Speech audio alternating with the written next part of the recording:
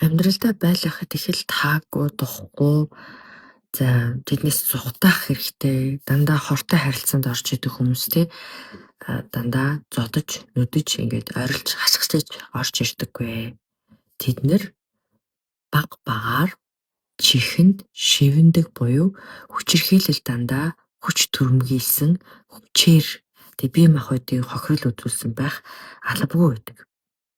Ихэвчлэн энэ миний танилцуулах гэж байгаа 6 төрлийн хортой харилцаа үүсгдэг. Таны сэтгэл зэрүүл мэнд амьдралын чанарт шууд утгаараа сөрөг нөлөөлөл үзүүлж идэг. Эдгээр хүмүүс амьдралд орж ирэхдээ хайр, итгэлээр дамжуулан орж ирдэг.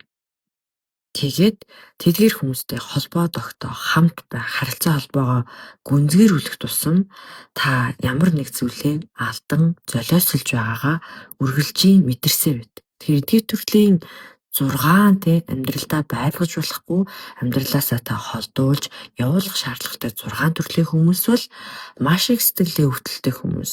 Сэтгэлийн зүгээрч нэг өвдөлттэй биш тэрхүү цогт сэтгцийн гимтлээ эдгэж чадаагүй улмаас бусад хүмүүстэй байнга хортой харилцаагаар дамжуулж өөрийнхөө сэтгэлийн таашаалыг хангаж байдаг. Ийм учраас л хортой харилцаа гэж байгаа.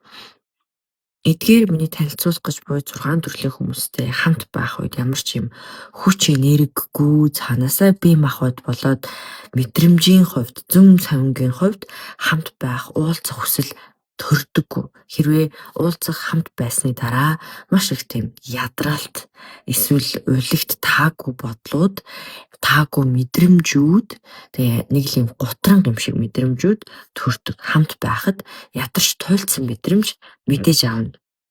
За эдгээр хүмүүс бол заавал нэг дүрд орж тоглож идэг. Таны хамгийн эмзэг сэдв болоод эмзэг хэсэг дээр дөрүүлж мэдээж амьдралд орж ирдэг. Ихэвчлэн нийтлэг шин чанар нь та өөрийнхөө бодит нөөц боломж яг болж бүтэж байгаа зүйлсэд аажмаар эргэлзэж хэлдэг.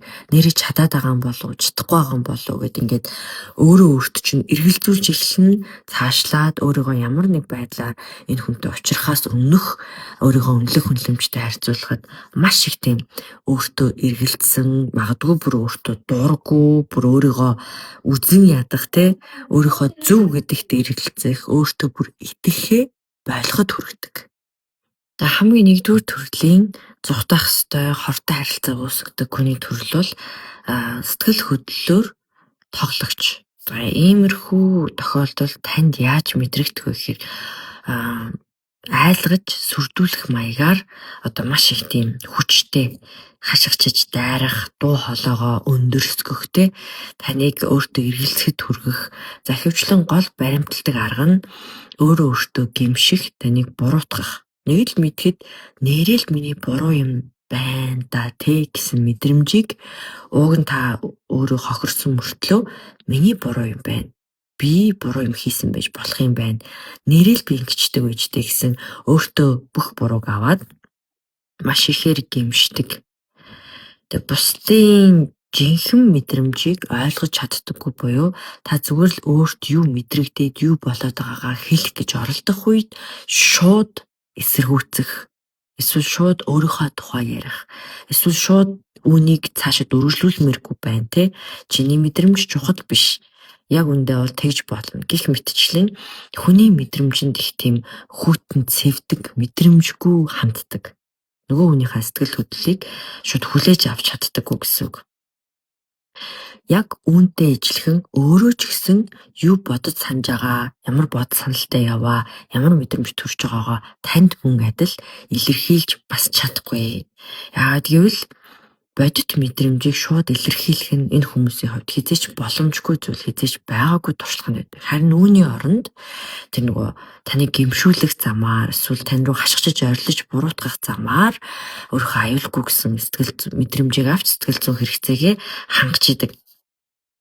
таны хувьд үнэн бодит байгаа тэр үнэхээр болчихсон мэдрэмжүүдийг үгүйсгэх юм тактик ашигладаг. Тэгээд өөрийнхөө буруу хязгаарч хүлээмжшүүлэхгүйгээр дандаа таныг буруутгаж эргүүлээд өөрөө танаас тусламж хүсдэг. Энэ бол сэтгэл зүйн тоглогч, сэтгэл санаагаар тоглогч төрлийн хортой харилцаа буюу та хизээч жинхнээсээ тэр хүнтэй дотносож чадахгүй, хизээч нөгөө хүнийхээ жинхэнэ бодит дүр төрхийг харж чадахгүй байгаа юм шиг таагүй мэдрэмжийг төрүүлждэг. За хоёр дахь төрлийн таагүй мэдрэмж одоо төрүүлдэг хохирогчийн дүртэй хоёр дахь нь болохоор бүр юм бүр хитрхи хохирогч гэсэн бүр архаг хохирогчийн дүр тоглодог хүн.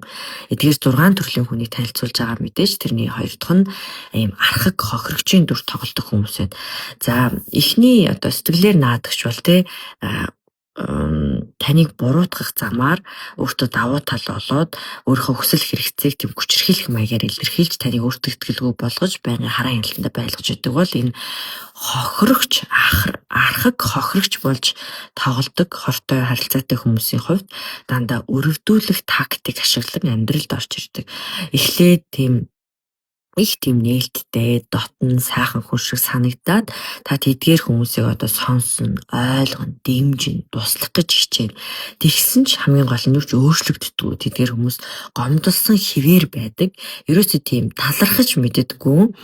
Бүх зүйл бусдаас л алдаа хайдаг. Тэгээд бүх ажлыг таны бүх одоо бодит потенциал боломжийг ерөнхийдөө ашиглаад тэг бусад бүх хүмүүс л намайг хохироосон, хорвоо надад шудраг бас хандсан гэх мэтэр маш өндөр хохирогчийн дүрд орж тоглоно.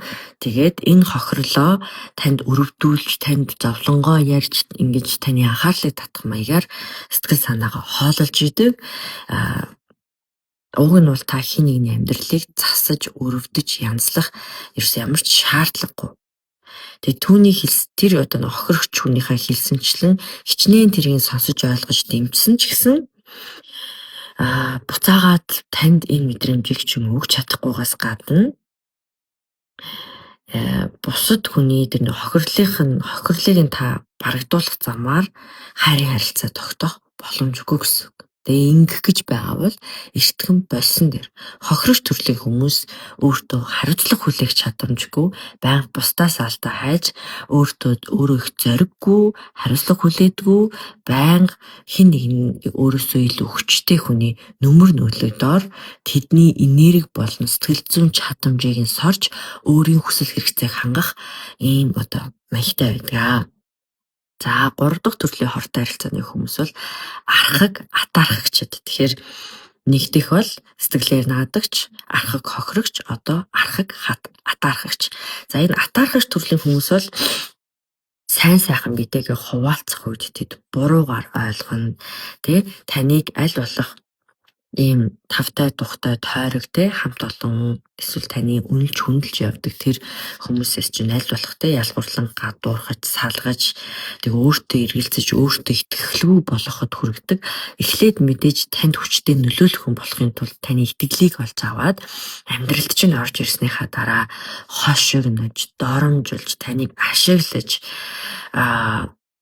чи өөрийн хүчээр юм болоогүй, азаарл юм болсон, чиний чаддаг юм гэж юу байсан, чи тэрнтэй харьцуулахад бол юу ч эсвэл чи ийм байгаагаараа хин нэгний ингэж юм гэх мэтэр ер нь болж бүтгэхэр зүйл бараг хийхгүй болтол чинь доошо унгаана.